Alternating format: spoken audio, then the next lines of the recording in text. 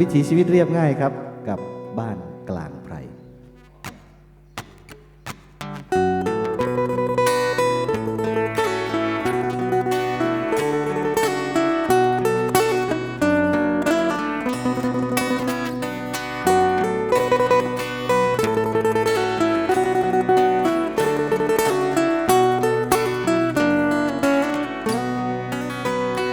ยามเช้าลมหนาวแผ่วมาจับต้องกายาหนาวเย็นจับใจกระท่อมน้อยเริ่มมีแสงตากองฟืนสุมไฟสัญญาณวันใหม่เริ่มมาเสียงไก่ขันระงมไกลไกลกล่อมพฤกษ์พงไพรมีชีวิตมีชีวาดาวน้อยลาลับจากฟ้าแสงทองส่องมาและอุ่นตาเพิ่มใจเป็นชีวิตบ้านดงพนาอยู่กันมาปู่ย่าตายายตั้งนมนานหลายรุ่นผ่านไปอยู่กันสุขสบายเรียบง่ายกันเอง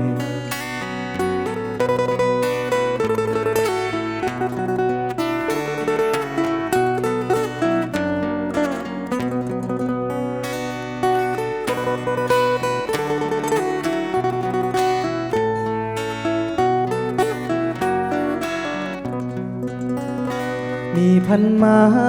มีปลาจากคลอง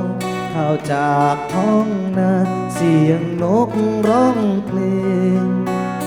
เก็บผักเก็บฟืนคลื่นเครงไรนาทำเองพอมีเลี้ยงกายามเย็นแดดร่มลมโชยสายลมโบกโอยเฉียดชิวเสียดกายรำสุราล้อมวงญาติสายแค่พอกระใสหายเหนื่อยหายเพลียหมู่เพื่อนพ้องบ้านเรียงเคียงกันร่วมกลุ่มประสานเสียงเพลงเสียงเชียร์เด็กรายรำผัวหยอกล้อเมียอยู่อยังสุขที่จนไม่เคยสนใจ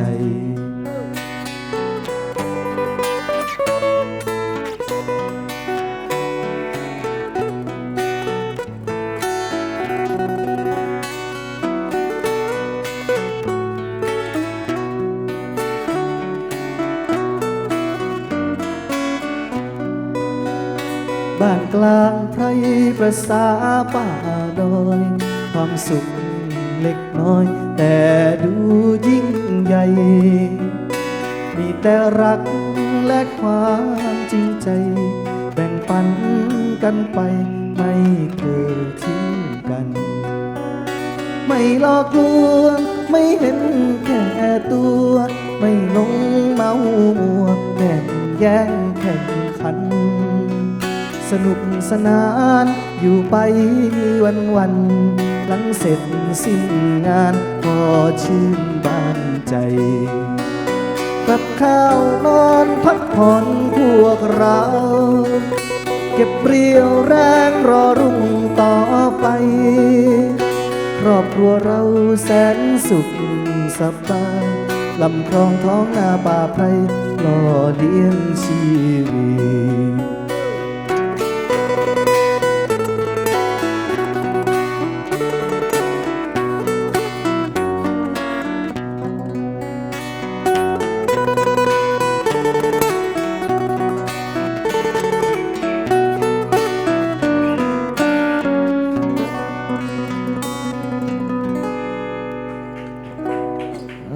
ขอบคุณครับบ้านกลางไพรนะฮะตื่นเช้าขึ้นมากับจีเขาจีสู้กันกินเนาะเป็นแถย่ำตีเข่าเนาะเวลาตีเข่าขึ้นล้านต้มไก่เห็ดเหล่าโทษสู้กันกินโอ้ยเหมือนเท่านั้นมีความสุขคืออย่างนี้เมนูพิเศษยังก็ลาบนกคุมบ่เมียน อันหนูหน้านี่แล้วเอ้ยทั้งมันทั้งแซ่บอะที่นี่ ลาบนกขุมใส่หยวกกล้วย เออ ลาบแล้วเห็นนกอยู่เคียงลืมฟักนกขุมใส่บัดนี้ เมาเราเนาะผู้ฟัก ฟักเต็มที่แล้วโป๊กโอ้เป็นแต่แซ่บแล้วเนาะ อ่ะนะครับบ้านกลางไพรนะครับจะจัดให้ได้ฟังกันในช่วง ช่วง ละสิบายเที่ยงเนาะ เที่ยงอาหารเที่ยง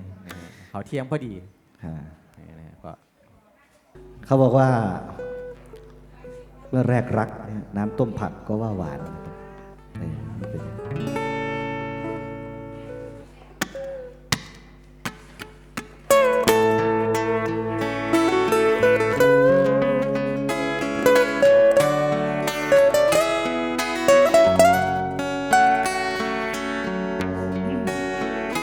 เมื่อรัก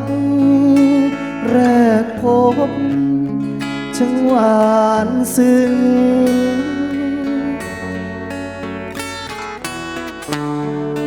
คิดถึงเธอยามห่างไกล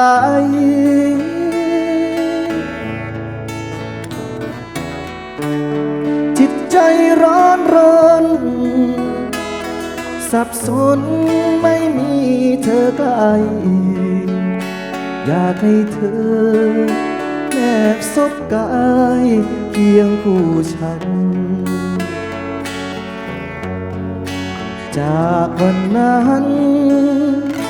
ที่ฉันได้มาพบ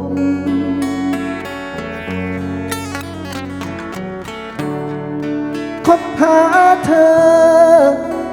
ที่รัก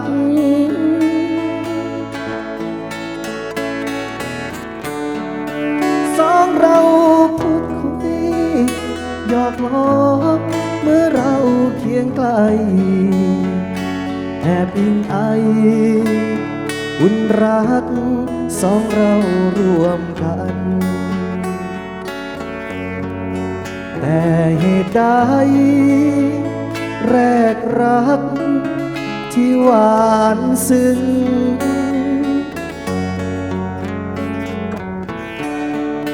เนิ่นนานไป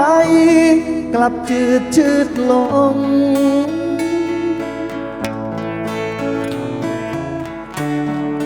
หรือเธอมีความรักแค่เพียงเริ่มต้นเพียงเด็ดดมแล้วทิ้งไปอย่างง่ายดายคนอย่างฉันก็มีจิตใจมีดวงไฟรักอันแรงกล้าเธอมองความรักนั้นเป็นอย่างไรตอบได้ไหมตอบได้ช่วยตอบที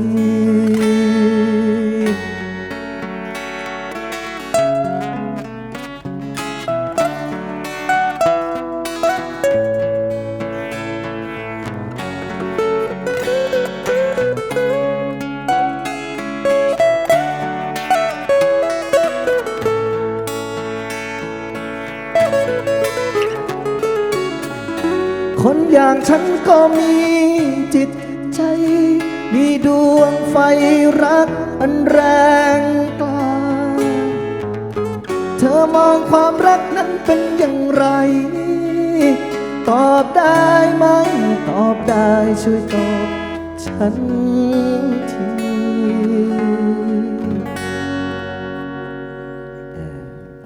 แรกรักความรักเหมือนยาขม บ่อยากเนาะความรัก บางครั้งก็ดีบางครั้งก็ไม่ดี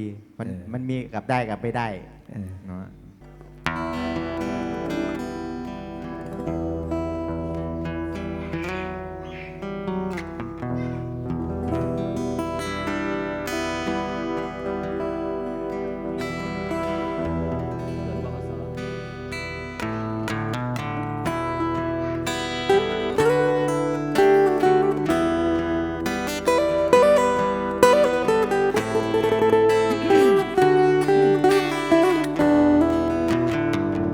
ด่วนบอขอสอติดเครื่องชะลอจะจากอุบลเลี้ยวหลังยังเห็นหน้ามนแฟน อายโบกมือไว้ไว้อายลาก่อนเด้อบ่นานคงเจอกันใหม่ ยังคิดถึงแกงหน่อไม้ ใส่กุจจีน้อยฝีมือเนื้อทองก่อนจะจากไกล ภาพน้องตรึงใจติดตาบ่ลืมคำเมาที่แสนดูดดื่มบ่ให้พี่ลืมคำหักจากน้องสิลืมจังใดหัวใจพี่ทั้งสี่ห้อง ยกให้นางเดียวครอบครอง ขอจงอย่าได้อาวรณ์ดอกกากะเหลาปานเช้าเมื่อกลางเดือนสี่จำบ่ลืมเลยแม่คนดี ว่าน้องกับพี่สุขใจอ่อนสอน สัญญาฝังมูลว่าเฮาฮักกันแน่นอนวันนี้พี่ต้องจากจรหักใจจากลาไปหาเงินก่อนโบกมือย่อยๆตาน้องสำอ้อยออดอ่อนอะไร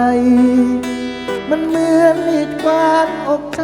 สะท้อนสวงในให้ห่วงอาวรอายลาก่อนเด้อลาเด้อแม่คนตางอนหลับตาสวงพี่สะท้อนขอพรพระคุณแม่คุณ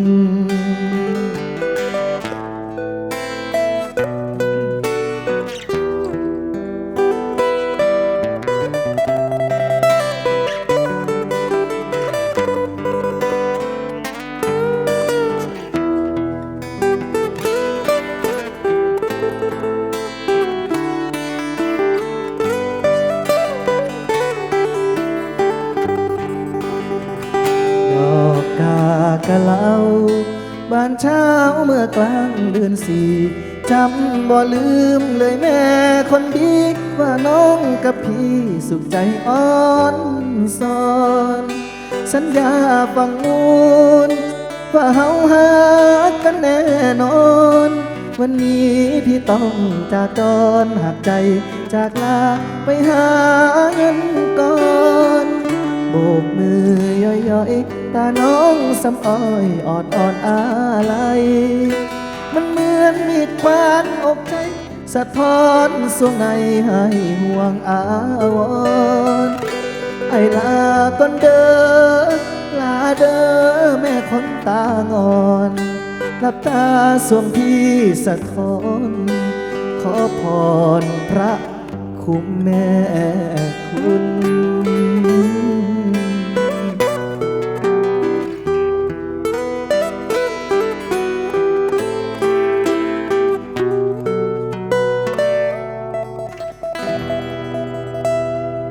ด่วนบขสนะครับ